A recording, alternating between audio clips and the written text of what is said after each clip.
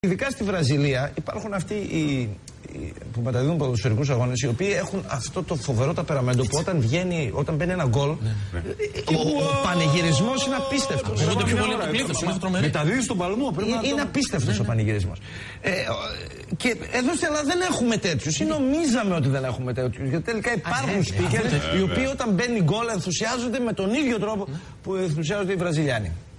Ταβέλας δίνει ύψος, κεφαλιά και μπάλα στα δίχτυα από τον Ηλία τον Παπανίδη.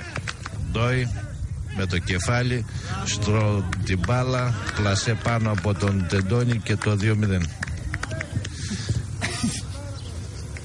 Κόρεο και η μπάλα απευθεία στα δίχτυα.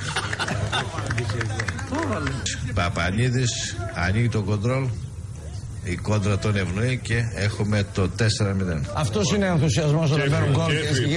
Φανταστείτε πώς θα ήταν αν αυτός ο συγκεκριμένος speaker, αυτός ο εκφωνητής, ήταν ο άνθρωπος που μετέδιδε ζωντανά τον τελικό της Ελλάδος στο Euro. Περάσαμε στον τελικό. Ναι, για παράδειγμα, ας τον απολαύσω. Πώς θα ήταν ο ημιτελικός αν αυτός έκανε την μετάδοση. Κόρεο και η μπάλα απευθεία στα δίχτυα. Αυτοί γιατί τρέχουνε τώρα δηλαδή. Να δεις, αυτός με την άλλη ομάδα ήταν. Στο νούμερο 7 έχουμε